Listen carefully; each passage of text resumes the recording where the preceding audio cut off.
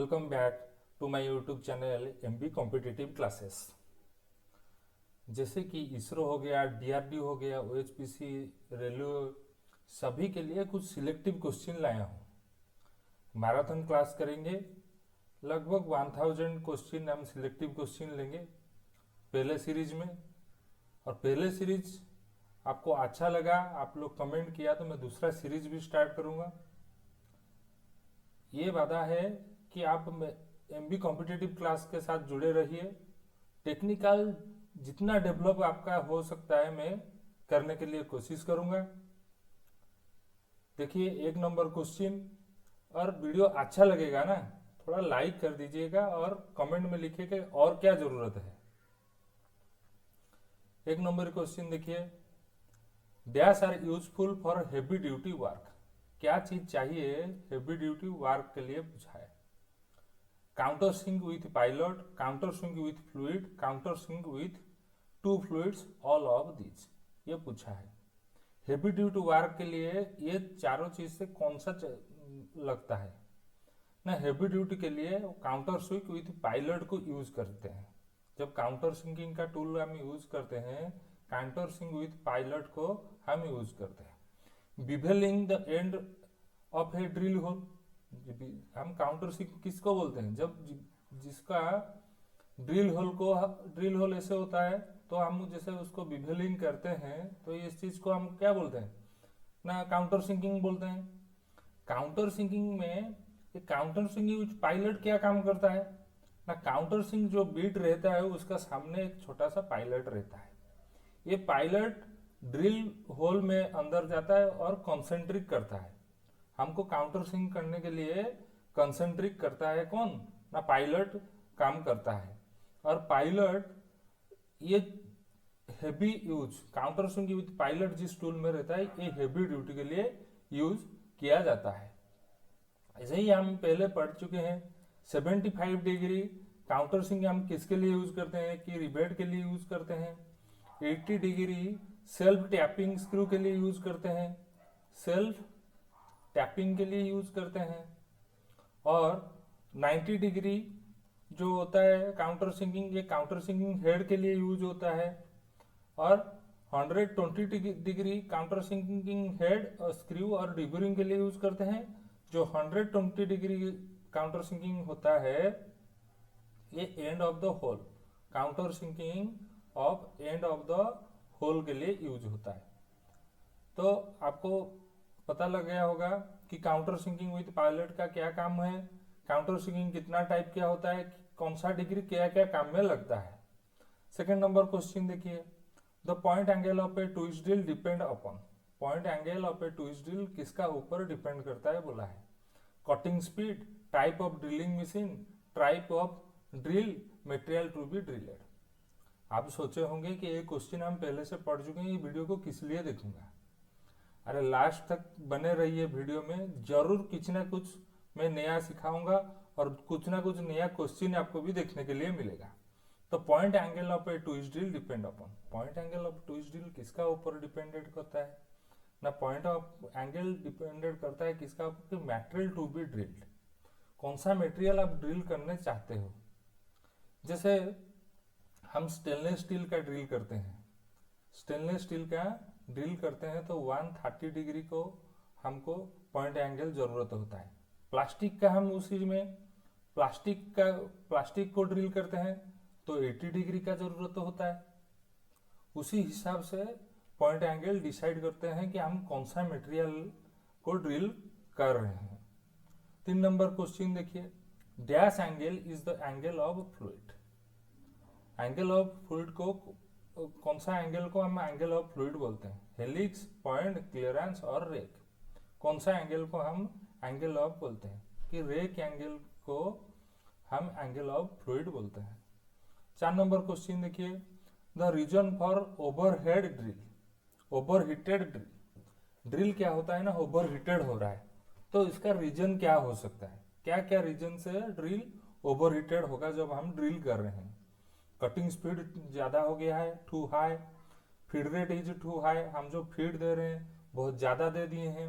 Clearance angle is incorrect, clearance angle incorrect है all of the above. ये तीनों चीज होने से ड्रिल बिट क्या होगा ना, ओवर हीटेड होगा। कटिंग स्पीड हम जितना जरूरत है उससे ज्यादा कर दिए हैं तभी ड्रिल ओवर हीटेड होगा। फीड जितना जरूरत है उससे ज्यादा फीड दे दी है तभी भी ड्रिल ओवर हीटेड होगा। और क्लियरेंस एंगल सही नहीं होने से भी ड्रिल ओवर हीटेड होगा। 5 नंबर क्वेश्चन देखिए, ये आंसर जो है ऑल ऑफ द अबव होगा। जिन जिन लोगों को आंसर पता है वो करते जाइए, कहाँ से उनका गलत हो रहा है वो आपको आप पता चल जाएगा। और जो आपको पता नहीं है वो मैं बताने के लिए कोशिश भी करूंगा। Twist drill are designed by, twist drill किस डिजाइन किस चीज के लिए होता है, diameter, tool type, material, all of the above. किसको लेके ट्विस्ट ड्रिल डिजाइन करता है? ट्विस्ट ड्रिल डायमीटर को भी लेके बनता है, टाइप टूल टाइप को लेके बनता है, कौन सा टूल टाइप है हमको चाहिए जरूरत है, मटेरियल क्या चीज को हम ड्रिलिंग करेंगे उस मटेरियल को जरूरत लेके भी हम बनाते हैं। ये क्या आंसर होगा ना, ऑल ऑफ दिस आंसर होगा।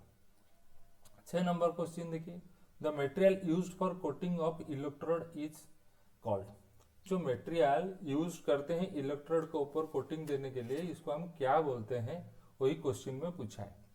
Binder, slag, flux, all of this. देखो इलेक्ट्रोड के ऊपर जो आर्क होल्डिंग करते हैं हम, ये एक इलेक्ट्रोड है, उसका ऊपर कुछ कोटिंग लगता है, तो इस कोटिंग को हम क्या बोलते हैं कि कोटिंग को हम फ्लक्स बोलते हैं। क्या बोलते हैं कि फ्लक्स को बोलते हैं।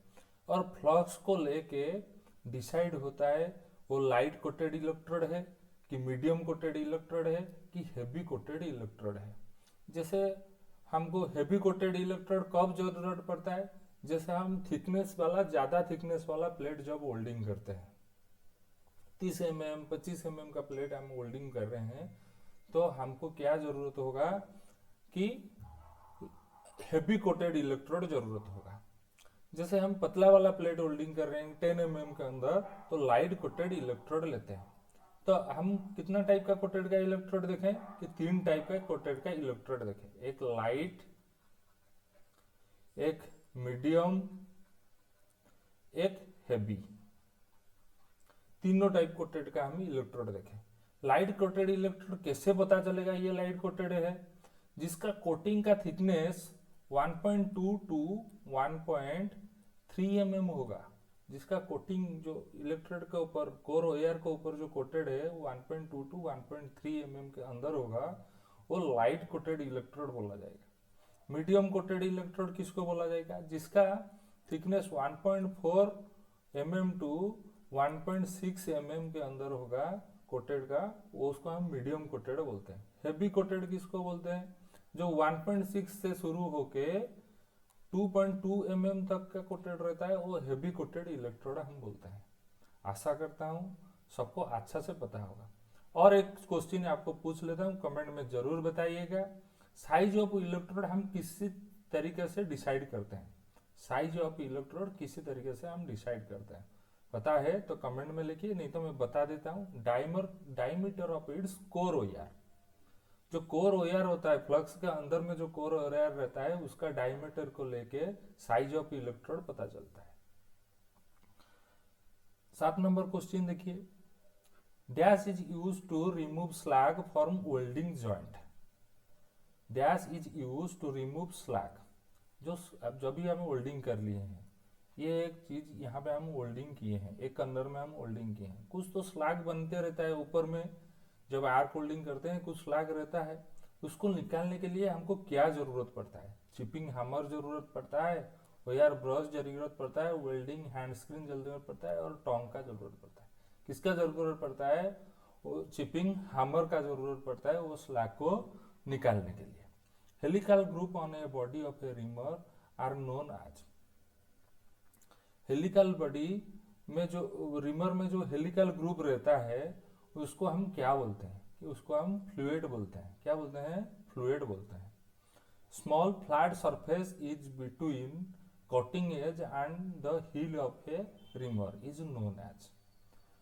स्मॉल फ्लैट सरफेस रहता है किसका किसका बीच में? कटिंग एज में और हील के बीच में। रिमर का कटिंग एज और हील के बीच में जो फ्लैट जगह रहता है उसको हम क्या बोलते हैं? उसको हम लैंड बोलते हैं। क्या बोलते हैं? लैंड बोलते हैं। 10 number question, reduction in body diameter towards shank. बोल रहा है जो बॉडी का डायमीटर है वो शैंक के तरफ से रिडक्शन हुआ है of the reamer is known as, उसी जगह को हम क्या बोलते हैं? Fluid, face, heel, recess. क्या आंसर क्या होगा? रिसेस होगा। आंसर क्या होगा? रिसेस होगा। तो taper shank of reamer can be gripped by.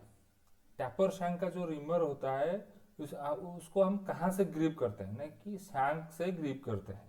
Taper shank का जो रिमर रहेगा उसका शैंक से हम उसको ग्रिप कर सकते हैं। A screw thread is designed at 1 BSP thread, 1 inch का BSP का थ्रेड दिया है। What does indicate 1 inch? Major diameter of thread, minor diameter of thread, pitch diameter of thread. ये BSP का पूछा है। ब्रिटिश स्टैंडर्ड पाइप थ्रेड का पूछा है। 1 इंच डोनेट किया है, किसके लिए 1 इंच डोनेट हुआ है उसको डिजाइन किए हैं, तो किसके लिए हुए उसको पूछा है। तो ये क्या होगा आंसर कि होल डायमीटर ऑफ पाइप। ये 1 इंच का जो थ्रेड हम डिजाइन किए हैं, जब होल का डायमीटर ही 1 इंच नहीं होगा तो इसमें फिटिंग नहीं होगा। तो होल का डायमीटर को लेके हम डिजाइन करते हैं। 13 नंबर क्वेश्चन देखिए, which of the following chuck is also known as dog chuck. कौन सा चॉक को हम डॉग चॉक बोलते हैं बोल के क्वेश्चन पूछा। डॉग चॉक किसको बोलते हैं? कि फोरजो चॉक को हम डॉग चॉक बोलते हैं। किसको बोलते हैं? फोरजो चॉक को हम डॉग चॉक बोलते हैं। और फोरजो चॉक को और किस किस का नाम में बोलते हैं? नहीं, इंडिपेंडेंस चॉक भी बोलते हैं। फोरजो चॉक को हम और क्या बोलते हैं? इंडिपेंडेंस बोलते हैं। ये फोरजो चॉक का एक्यूरेसी कितना होता है? 0.02 mm एक्यूरेसी से ये क्या करता है? होल्ड करता है। 0.02 mm एक्यूरेसी तक जाता है। और इसको इंडिपेंडेंस, चारों चॉक रहता है, चारों इंडिपेंडेंट रहता है। जिसको हम ऊपर से घुमाते हैं उसी चॉक आगे बढ़ता है, तो इसको उसीलिए हम क्या बोलते हैं? इंडिपेंडेंस चॉक बोलते हैं। थ्री जॉ चॉक का नाम क्या होता है? नहीं, थ्री बॉल चॉक को और क्या चीज में बोलते हैं? कि यूनिवर्सल चॉक, यूनिवर्सल चॉक भी बोलते हैं। और सेल्फ सेंटरिंग चॉक भी बोलते हैं, सेल्फ सेंटरिंग चॉक भी बोलते हैं। यूनिवर्सल चॉक को हम सेल्फ सेंटरिंग चॉक बोलते हैं, थ्री जॉ चॉक बोलता है, और सेल्फ सेंटरिंग चॉक भी बोलते हैं। ठीक है। और कंसेंट्रिक चॉक भी बोला जाता है। ठीक है। 14 नंबर क्वेश्चन देखिए, a hole which is not made through the full depth of the component is known as. एक होल बना हुआ है, मान के चलो ये एक प्लेट है, ये एक प्लेट है, ये प्लेट में एक होल हम यहाँ से किए हैं, ये होल किए हैं और होल पूरा नहीं हुआ है, यहाँ तक हुआ है। तो ये होल को हम क्या बोलते हैं? ब्लाइंड होल बोलते हैं। ठीक है। इस टाइप का होल को हम क्या, जो होल आगे से देखो तो पीछे तरफ नहीं निकलता है, उसको ब्लाइंड होल बोला जाता है। It is the process of removing very small chip from the metal surface.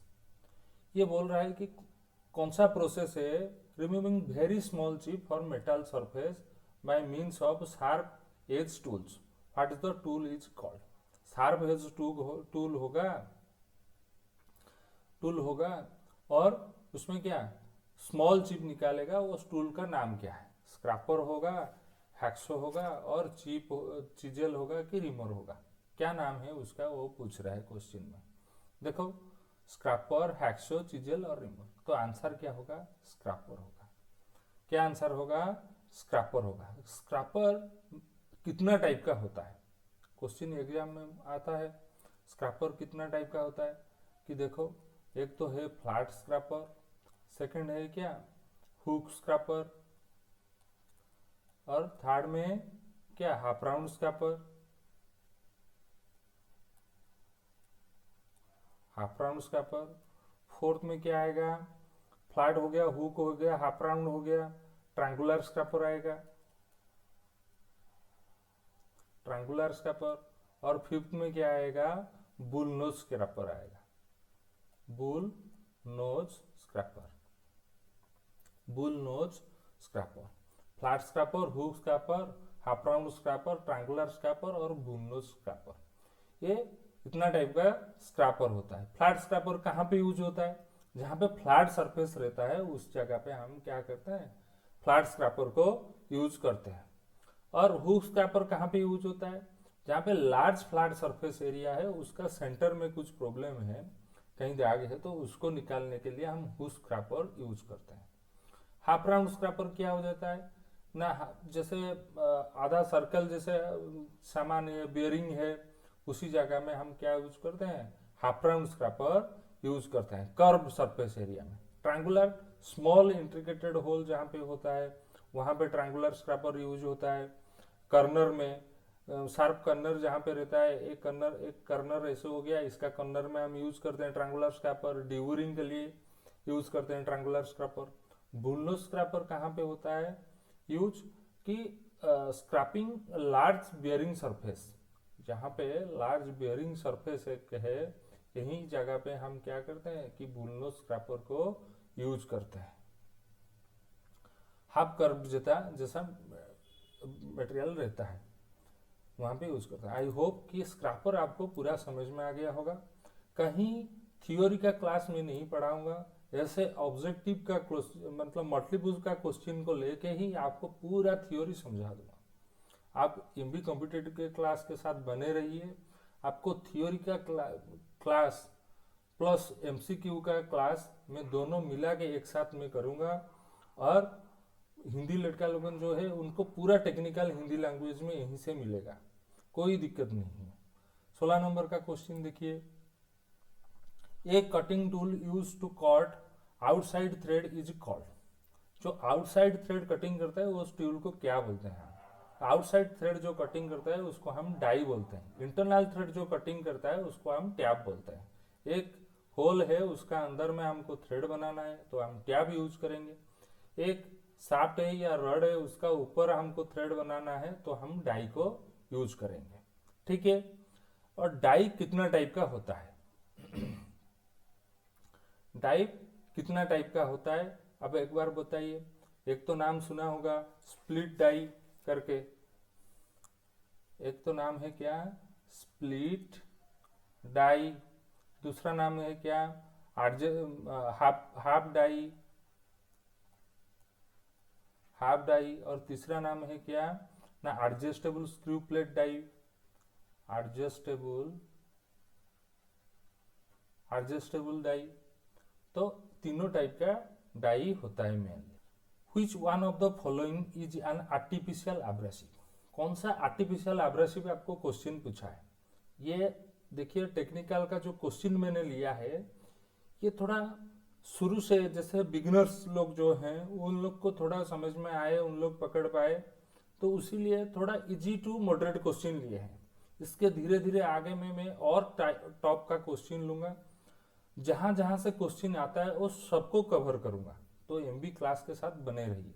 Which one of the following is an artificial abrasive पूछा है, एमरी, डायमंड, करंडम, सिलिकॉन कार्बाइड। देखो जो एब्रेसिव होता है वो टू टाइप का होता है, एक नेचुरल होता है, एक आर्टिफिशियल होता है। आर्टिफिशियल जो है वो मनुष्य बनाता है, नेचुरल है जो हमको नेचर से मिलता है। तो एमरी हो गया, डायमंड हो गया, करंडम हो गया, ये सब नेचुरल एब्रेसिव है। सिर्फ सिलिकॉन कार्बाइड और एल्यूमिनियम ऑक्साइड दोनों ही आर्टिफिशियल एब्रेसिव है। तो यहाँ से हमको क्वेश्चन में कहाँ से आंसर मिलेगा कि सिल्वर कार्बाइड है, एल्यूमिनियम ऑक्साइड तो नहीं है, तो आर्टिफिशियल एब्रेसिव कौन सा है कि सिलिकॉन कार्बाइड।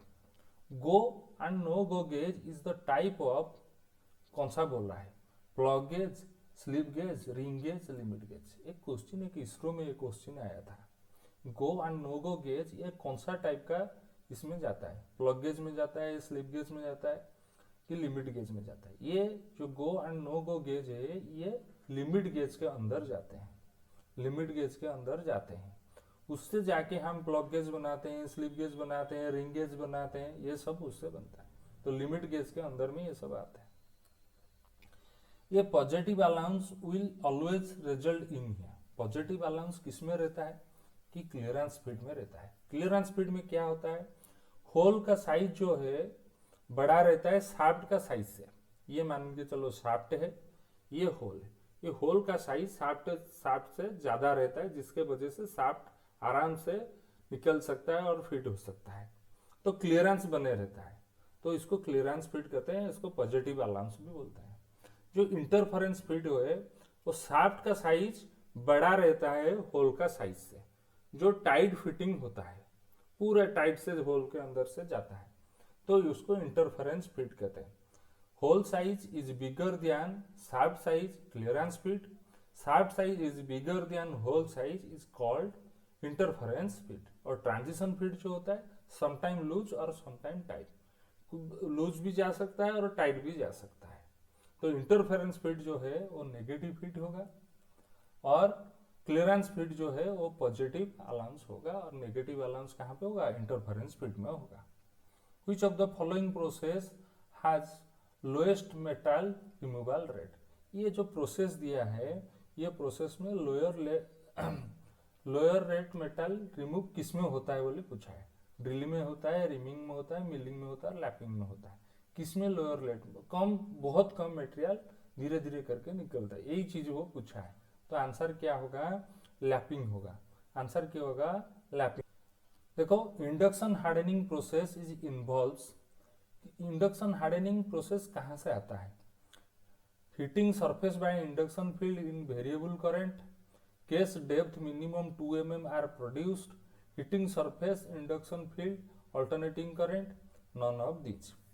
ये केस हार्डनिंग का एक मेथड है इंडक्शन हार्डनिंग। जैसे एक जॉब है, उसका ऊपर हम क्या करते हैं, कुछ ओयर सर्कल जैसा हम उसको इंसुलेशन देके उसका ऊपर रखते हैं, ओयर ऐसे घुमा घुमा के रखते हैं, उसका अंदर हम क्या करते हैं ना कि अल्टरनेट करंट फ्लो करते हैं।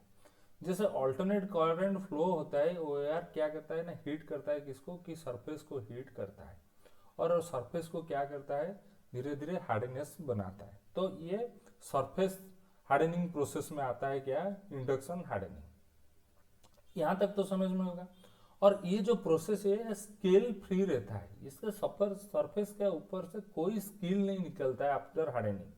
और जो प्रोसेस है उसमें स्कील निकलता है, लेकिन इंडक्शन हार्डनिंग प्रोसेस जैसे फ्लेम हार्डनिंग हो गया, जब इधर है, एक जगह में आप क्या करेंगे, फ्लेम देके हीटिंग करेंगे, और दूसरा जगह में और तुरंत हम उसमें ऊपर प्लानिंग वाटर स्प्रिंकलिंग करेंगे, तो ये जब जैसे उसके नीचे होते हुए गुजरेगा तो उसमें स्कील रिडक्शन होगा, तुरंत हार्ड हो गया और तुरंत कूलिंग हो गया, तो उसमें क्या स्कील निकलता रहता है।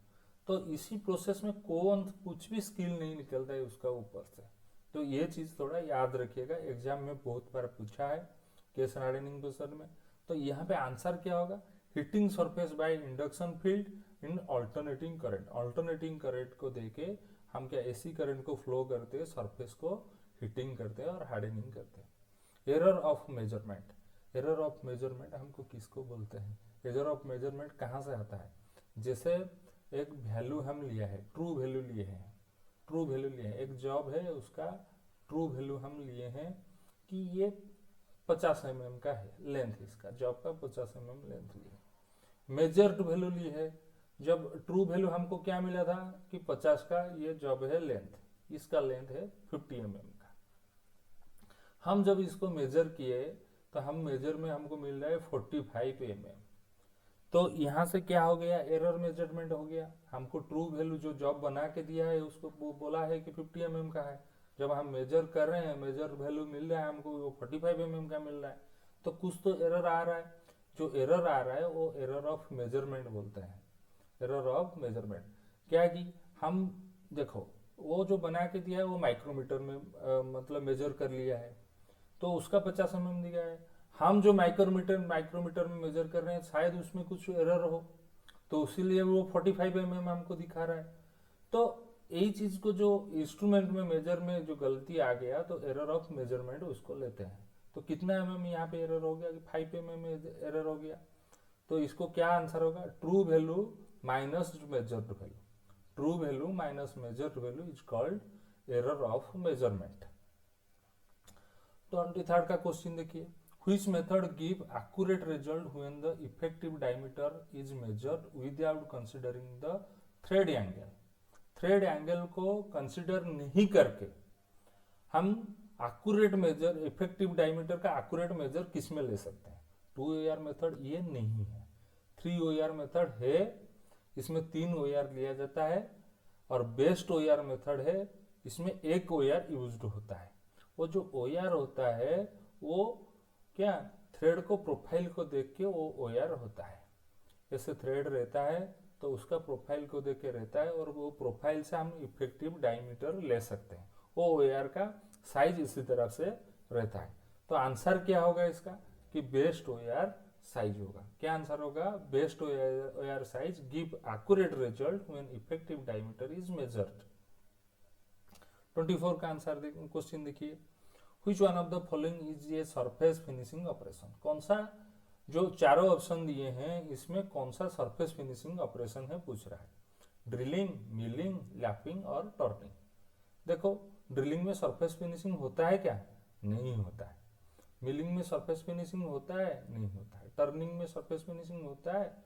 नहीं होता है। तो क्या आंसर आ जाएगा? लैपिंग होगा, सरफेस फिनिशिंग ऑपरेशन होता है। तो 25 नंबर क्वेश्चन देखिए, largest amount of material is used in. आपको ऐसे लगता होगा कि सर जल्दी में है, पढ़ाते हुए चले जा रहे हैं। नहीं, हम थोड़ा मतलब कम टाइम में ज्यादा कैसे पढ़ सकते हैं, इसी कोशिश में है कि इसको क्या मतलब स्मार्ट स्टडी बोला जाता है। कम समय में हम कैसे ज्यादा अर्निंग कर पाएंगे, ज्यादा सीख सकते हैं, उसी ये में चक्कर में मैं थोड़ा स्पीड आपको पढ़ाने के लिए कोशिश कर रहा हूँ। जैसे कम टाइम में आप ज्यादा सीखेंगे तो आपको मन लगेगा कि नहीं ठीक है, ये प्लेटफॉर्म मेरे लिए, मैं ये चैनल के साथ बने रहूं और ज्यादा से ज्यादा अर्निंग कर सकता हूँ। इसी वजह से मैं थोड़ा फास्ट जा रहा हूँ। Largest amount of material is used in A. Largest amount of material is used in A buffing, lapping, horning और सुपर फिनिशिंग। किसमें लार्जेस्ट अमाउंट मटेरियल यूज्ड होता है? कौन सा होता है? आपको 1 सेकेंड टाइम दे रहा हूँ, 2-3 सेकेंड टाइम दे रहा हूँ, आप लोग बोलिए, कमेंट कीजिए। बफिंग, लैपिंग और कौन सा प्रोसेस में होता है? Largest amount of material used होता है किसमें? हॉर्निंग में यूज्ड होता है। आंसर क्या होगा? हॉर्निंग होगा। Which one of the following process has lowest cutting speed. कौन सा प्रोसेस में हैज लोएस्ट कटिंग स्पीड रहता है? ड्रिलिंग में, हॉर्निंग में, मिलिंग में और टर्निंग में। ये जो चारों प्रोसेस दिया है, इसमें ये चारों प्रोसेस से कौन सा प्रोसेस पूरा उसका कटिंग स्पीड स्लोएस्ट रहता है? ये क्वेश्चन हमको पूछा है। तो आंसर क्या आएगा? Horning process. क्या आंसर आएगा? हॉर्निंग प्रोसेस होगा। 27 का क्वेश्चन देखिए, the following operation is perform after polishing. Polishing का बाद हम कौन सा ऑपरेशन करते हैं? आप लोग कार वगैरह देखा होंगे, जब पॉलिश हो जाता है कार, उसका ऊपर एक बफिंग जैसा मशीन घूमता रहता है कि और उसको मतलब क्या शाइनिंग करे। तो हम उसी चीज को पूछा है।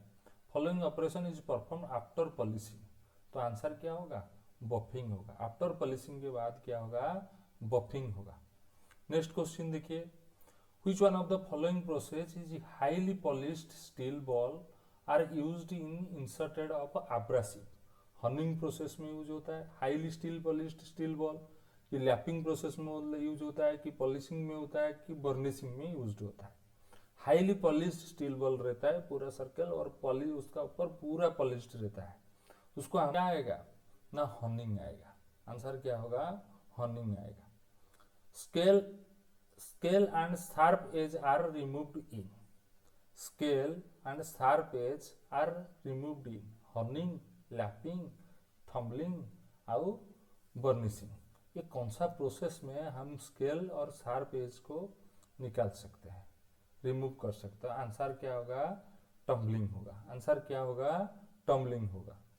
30 नंबर का क्वेश्चन देखिए, which of following are a function of bearing. Which of following function of bearing. Bearing का काम क्या होता है, वो चीज को पूछा है। एक तो काम उसका वो शाफ्ट को प्रॉपर प्लेस में होल्ड करता है, और बियरिंग घूमता है तो शाफ्ट को प्रॉपर जगह में घुमाता है, और फ्री रोटेशन भी देता है शाफ्ट को मिनिमम फ्रिक्शन में है। और क्या करता है, ट्रांसमिट फोर्स ट्रांसमिट करता है शाफ्ट के साथ बेरिंग का। तो ये सब चीज होगा। Ensure the free rotation shaft with in minimum friction, holding shaft in A correct position, shaft को एकदम एक पोजीशन में वो पकड़ के रखता है, और transmit the force of the shaft in a frame, है कि नहीं। तो ऑल ऑफ दीज आंसर होगा। आंसर क्या आएगा, ऑल ऑफ दीज आएगा। नेक्स्ट क्वेश्चन देखिए, a fire triangle is a fire hazard in identified as. Fire triangle में क्या क्या रहता है, फ्यूल, हीट, ऑक्सीजन। तो आंसर क्या आ जाएगा, जो फायर ट्रायंगल ऐसे रहता है उसमें क्या क्या रहता है, फ्यूल रहता है, हीट रहता है और ऑक्सीजन रहता है, तभी तो जाके आग लग सकता है।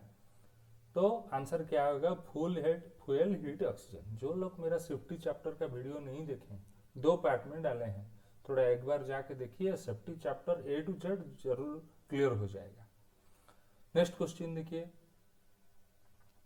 32 नंबर का, the following is are in the example of plain bearing. Plain bearing का कौन सा एग्जाम्पल दिया है, प्लेन बेरिंग का example thrust bearing, linear bearing और जर्नल बेरिंग। ये सभी तो प्लेन बेरिंग में ही जाता है, थ्रस्ट बेरिंग जाता है, लीनियर बेरिंग जाता है, जर्नल बेरिंग, तीनों ही प्लेन बेरिंग में जाता है। ये bearing support the load acting along the axis of the shaft. मान के चलो ये बेरिंग है और इसमें शाफ्ट लगा है, ये जो शाफ्ट का एक्सिस है, इसका एक्सिस में, इसका सेंटर के, ये जो शाफ्ट हो गया बीच वाला बेरिंग में आया है, इसके शाफ्ट का एक्सिस में लोड आ रहा है, के हिसाब से लोड जा रहा है, तो इसको हम कौन सा बेरिंग बोलेंगे। The bearing support the load acting along the axis of the shaft. Shaft के सीधा शाफ्ट के एक्सिस के लाइन में ही लोड गिरता है, तो उसको हम क्या बोलेंगे, थ्रस्ट बेरिंग बोलते हैं। शाफ्ट का परपेंडिकुलर एक्सिस में लोड गिरता तो इसको हम क्या बोलते हैं कि रेडियल बेरिंग होता है। Dash is the best suited for extinguish oil flame liquid fire.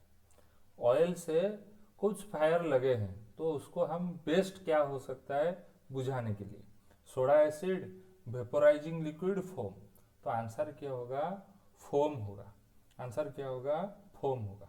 35 का देखिए, an alloy is a dash, pure metal, mixture of metal in a proportion, mixture of metal is a fixed proportion, mixed of 2 non metals. क्या होगा यार इसका answer.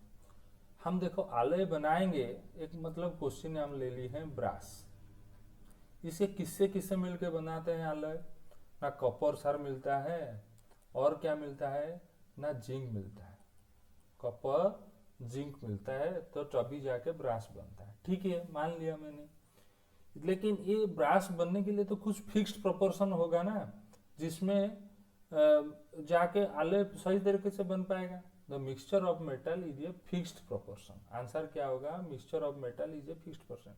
जैसे कि हम 60% copper लेते हैं और 40% जिंक लेते हैं, तभी तो जाके ब्रास बनता है, एक फिक्स्ड प्रोपोर्शन में लेते हैं तो जाके ब्रास बनता है, अलॉय बनता है। तो हर अलॉय को बनाने के लिए एक मिक्स किया जाता है एक दूसरे के साथ एक फिक्स्ड प्रोपोर्शन में। ऐसे नहीं कि जिंक हम 60 ले लिए और कॉपर को 40 लिए तभी ब्रास सही से बन जाएगा, नहीं बन पाएगा। यही है क्वेश्चन। तो bronze is an alloy of copper nickel. अभी तो ब्रास का डिस्कशन हो गया, अभी नीचे में ब्रोंज का क्वेश्चन आ गया। ये आंसर होगा क्या, कॉपर टिन। आंसर क्या होगा, copper tin. Annealing is a heat treatment give to metals, remove the residual stress, lower sulfur content, form a protective layer or prevent designification। देखो annealing की heat treatment process give है metal. annealing जो process होता है वो metal को क्या देता है, पहले तो annealing जो करते हैं ये अपर क्रिटिकल टेम्परेचर से होता है। अपर क्रिटिकल टेम्परेचर कितना होता है, 723 डिग्री के ऊपर जाता है, 30 to 50 degree upper critical temperature में जाता है। सर ये लोअर क्रिटिकल टेम्परेचर है, ये लोअर क्रिटिकल टेम्परेचर। अपर क्रिटिकल टेम्परेचर 900 से ऊपर जो जाते हैं। 30 to 50 डिग्री ऊपर जाते हैं वो अपर क्रिटिकल टेम्परेचर पे। उसमें क्या होता है, मेटेरियल सॉफ्टनिंग होता है, रिमूव क्या होता है ना, स्ट्रेस रिमूव होता है। तो आंसर क्या आएगा, रिमूव द रेसिडुअल स्ट्रेस। ठीक है, रिमूव द रेसिडुअल स्ट्रेस होगा। ये जो एनेलिंग प्रोसेस है, और क्या प्रोसेस होता है एनेल के बाद कि नॉर्मलाइजिंग होता है। नॉर्मलाइजिंग के बाद हम क्या करते हैं, एनेलिंग नॉर्मलाइजिंग हो गया, टेम्परिंग करते हैं, ठीक है, और हार्डनिंग प्रोसेस भी करते हैं। तो आपको लोगों को समझ आ गया कि एनेलिंग में क्या क्या होता है। और एनेलिंग में डिटेल्स में डिस्क्राइब, जब मैं मेटल चैप्टर लेके आऊँगा क्वेश्चन ज़्यादा से ज़्यादा मैं पूरा डिटेल में आपको डिस्क्राइब कर दूंगा। Magnesium is use to high respective electrolyte due to it. Magnesium हम क्या किस में यूज करते हैं कि हाई इलेक्ट्रोलाइट में यूज करते हैं, रेस्पेक्टिवली हाई रेजिस्टिविटी इलेक्ट्रोलाइट में यूज करते हैं। ये क्या काम करता है कि मोस्ट नेगेटिव पोटेंशियल निकालता है, मोस्ट नेगेटिव पोटेंशियल निकलता है। उसी वजह से हम मैग्नीशियम को क्या में हाई रेजिस्टिविटी इलेक्ट्रोड में यूज करते हैं, इलेक्ट्रोलाइट में यूज करते हैं। Which of the following is not an alloy. इसमें कौन सा अलॉय नहीं है क्वेश्चन पूछा है। स्टील तो अलॉय बनता है, जैसे हम स्टेनलेस टंगस्टन क्रोमियम वैनेडियम को लेके बनाते हैं। ब्रास तो हम बताया मैंने, कपर जिंक को लेके बनता है, ब्रोंज कपर टिन को लेके बनता है। तो कपर जो है वो अलॉय नहीं होता है, वो एक ही चीज होता है, मेटल होता है। तो इसमें नॉट एन अलॉय कौन सा होगा कि कपर होगा। Crowning of pulley is done to. Crowning pulley जो है, जो पुली हम बेल्ट लाइन में यूज करते हैं, ये पुली का सर्कुलर जो रहता है, ऐसे फ्लैट नहीं रह के ऐसे थोड़ा उठ के रहता है।